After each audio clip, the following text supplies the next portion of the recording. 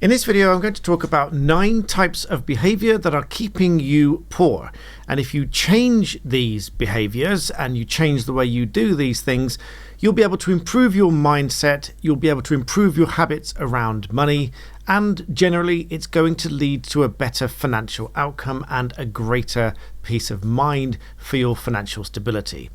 So welcome back to the channel. Many of you do know me as the Black Belt Barrister, but many of you don't know that I'm also an entrepreneur. I've always owned my own businesses, turned over millions of pounds, and once upon a time I was qualified as a finance professional, as a mortgage advisor. So I have many years of experience about what I'm going to talk to you about here, and I've done many of these things myself, which is why I know, together with lots of reading that I've done around the subject, that these are probably the most fundamental things that you can change to improve your financial position.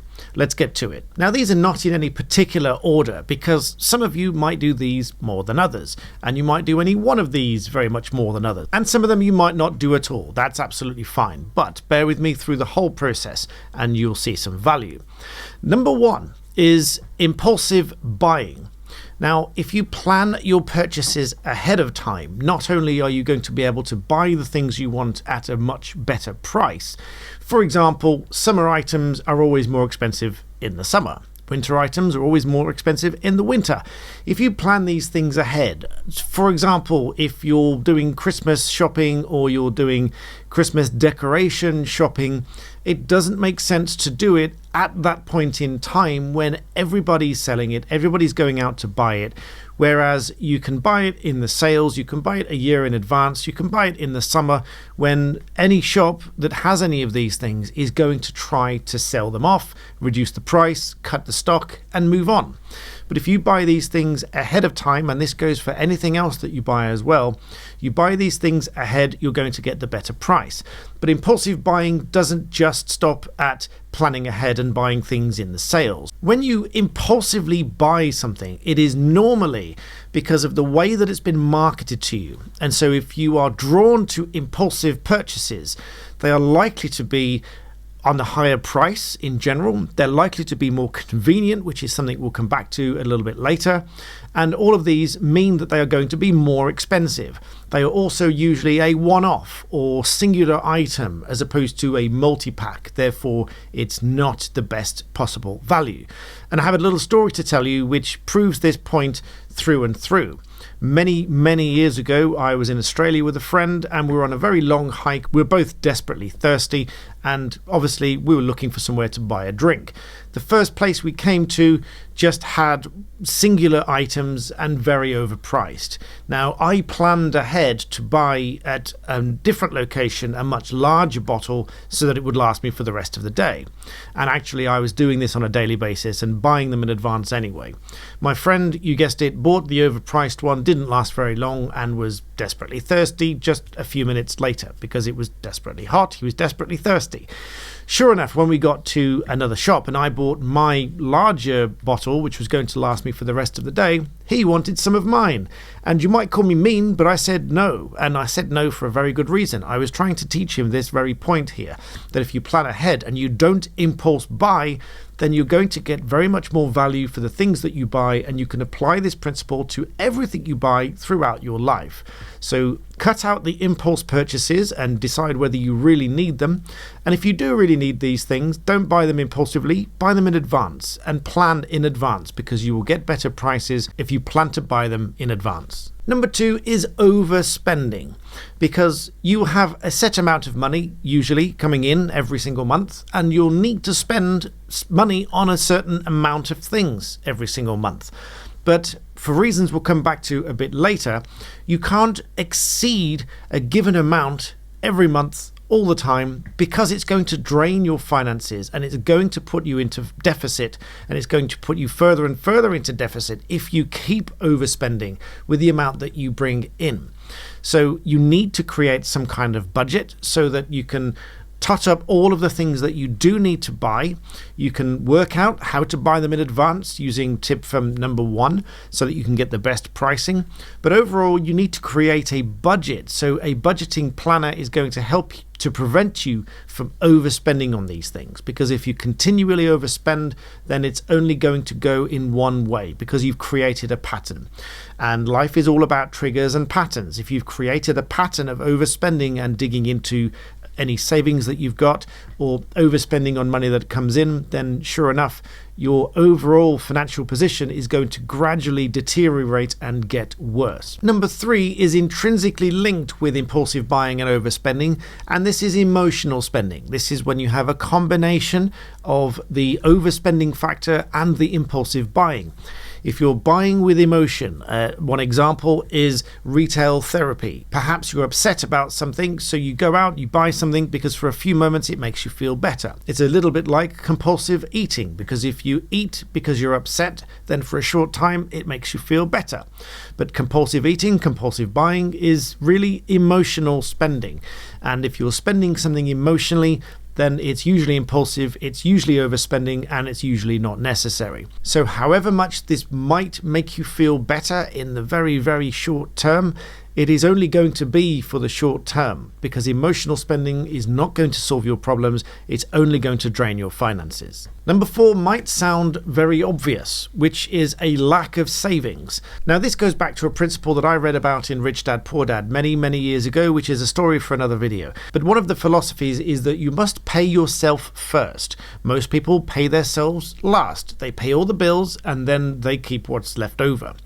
Instead, you need to set aside a certain amount every month. Pay yourself first, as in put it into savings so that you have a pot of money building up. Now, savings by themselves are not going to totally turn your life around. They're certainly not going to make you rich just by saving money. There's other videos I'll come back to for building and creating wealth afterwards, but this video is focusing on tackling the problems that are going to keep you poor in the first place. And not paying yourself first in priority against your other bills is one of them. So what this will do, many of you will say, well, I won't be able to afford the bills if I pay myself, say, 10% of my income first. But what it will do, it will force you, if you have to put that 10% into savings first, it will force you to re-budget and reorganize the rest of your life to make this fit. And this comes back to another one of my tips a bit later on. But a lack of savings because you haven't paid yourself first. So in short, you need to prioritize building up some savings, because if something happens, such as a broken boiler, or you get an unexpected bill of one thing or another and you can't pay it, the only resolution you're going to find is to borrow money, which is, again, another subject for another video. But borrowing money is going to dig this hole deeper. It's going to make the situation worse. So tip number 4, you need to focus on building some savings, and you do that by paying yourself first. Tip number 5 is unbelievably common, and that is ignoring your financial problems. Everybody has a financial problem in one sense or another. Even very wealthy people have a financial problem in one way or another. It's usually tackling inflation. Which platform is the best one to invest with because there are so many fees? Which stocks and shares do I look at because they're investing? Again, another subject for another video. But everyone has financial problems. Financial problems at the very outset might just be that you literally don't have enough money to pay the bills without borrowing money. That is a vicious cycle of financial death, because your finances are going to gradually degrade to the point that you simply can't pay anything anymore and you can't keep up with your credit, and ultimately that's a long road to bankruptcy. But ignoring your financial problems is certainly not going to make it any better. It is certainly going to make it worse. Just as a lawyer, when I'm advising clients about their situation, if they ignore the situation, which again, many people do, many people ignore these problems because they don't want to face the problems, which is understandable. You may not want to face the problems and the difficulties of your financial situation, but ignoring it is going to make it worse. And the only way to address it properly is coming in tip number 9. Reason number 6 is trying to keep up with other people. keeping up with the Joneses, or whatever phrase that you're familiar with it as. Trying to keep up with other people through spending habits, whether those are your friends, your family, work colleagues, even if it's going out for the meal on the weekend with your work colleagues when you know you really can't afford it. It's a very similar principle to calorie counting. Not that I'm a fan of calorie counting, but I am a fan of looking at the patterns and where those calories are consumed if we're comparing it with gaining or losing weight. If you are very strict during the week and you're on a set plan during the week, but then at the weekend you're invited out and you indulge and you consume far too many calories that you're going to gain weight, the exact same thing is going to happen with your finances. If you're following someone out to eat, to go out to drink, to go out to wherever, spending money on amusements or whatever that might be, when there are plenty of free parks available or just plenty of activities, full stop, that are freely available. If you are trying to keep up with other people through those kind of spending habits, then again, they are slowly going to degrade your finances to the point that you simply cannot cope anymore. Number 7 is an over-reliance on credit. Because through all of these patterns and habits and impulsive buying, emotional buying, and keeping up with other people and not prioritizing your savings and these kind of things, you're going to ultimately turn to credit. I know many people who have said that they simply wouldn't be able to meet their bills each month without putting some of it on a credit card. And the problem with it is that credit card balance is slowly going to grow and it's slowly going to swell. And not only is the balance going to grow, but the interest is going to grow, and then the interest is going to compound. Then you get compound interest, so you're paying interest on the interest portion and then interest on the interest of the interest portion. And this compounding of this interest on your credit is very much more quickly going to take you on a downward spiral to bankruptcy. One of the quickest ways out of this pattern, perhaps, is to take my reason in number 4, which is a lack of savings and not paying yourself first, and instead take that amount and take it straight off any balances that you owe on credit cards and build up a pattern to eliminate that credit in the first place. And the second point is to attempt to pay off the entire balance on any of those credit cards each month so that you're not going to be attracting the interest. And of course, avoid those cards that have got the highest rates of interest attached. But again, this is going to require an in-depth analysis of your financial situation to look for where those high rates of interest are so that you can eliminate them. Number 8 is paying high fees or overpaying on the fees that you pay. This could be through paying on your credit cards, and it could be through any other situations as well. You could be paying higher fees with your bank if you've got an account that charges you a fee. You could be with a bank that charges you fees for every transaction that you make, whereas another bank might be free. There might be fees attached to your insurance. There might be additional fees attached to your mobile phone bill. There might be fees attached to practically any area of your life that you might well be able to eliminate. And on fees alone, you might be able to save several £100s a month. Again, if you go through the process of setting out all of your finances in black and white, you might be able to isolate hundreds of pounds that you can save each and every month because you're simply paying too high a number of fees in a number of different areas. And number 9, which ties all of these things together, is a failure to track your money accurately. Now, this again comes with ignoring the financial problems, which was in number 5. Failing to track the money goes hand in hand with ignoring the problem.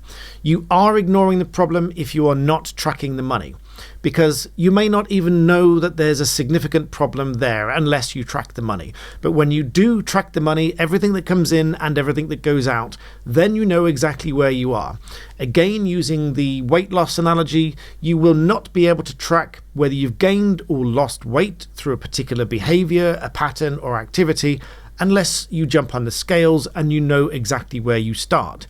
Now, not that weight per se is the definitive measure of gaining or losing, quote, fat, but it is at least a starting point, and the same is true for money. If you fail to track the money, you fail to track the problem, and ergo, you're ignoring the problem. The best way of doing this, in my experience, is with a simple spreadsheet.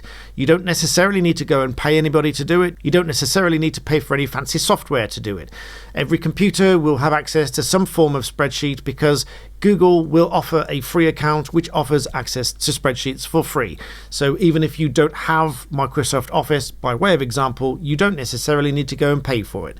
You can get a free version, free access to a spreadsheet, and simply track everything in, everything out, and it will help you to put a blueprint down of exactly where you are right now. And then you'll be able to track what's going forwards so you can make a plan. If you haven't already done that, you won't be able to make a plan because you won't know where you currently stand. This will probably flag up and highlight several areas to you that you need to improve, several things that you can cut out, and many different ways that you can avoid these problems. And for one final bonus point, it's the fear of investing. Because if you are struggling financially right now, investing might seem a lifetime away, if not impossible. But I would strongly urge you to consider, at the very least, a very small amount of investing, which could be relatively easy to set up, such as an ISA. You can go to your bank, they will discuss it with you for free, they will give you some free guidance on what is the most tax efficient and most cost effective way to begin investing, even in the smallest amount of way. Then you can start to turn the tables slowly and surely, and whilst you're chipping away at the debt, you can start to contribute to some method of investing, and over 6, 12 or 18 months, that investment can start to grow. But if you never start, it will never grow. And if you never think about any of the problems in this video that you really need to tackle to take control of your finances, it will never happen. But coming full circle, if you think about each of the things that I've said in this video, go back and watch them once more and take some notes if you need to.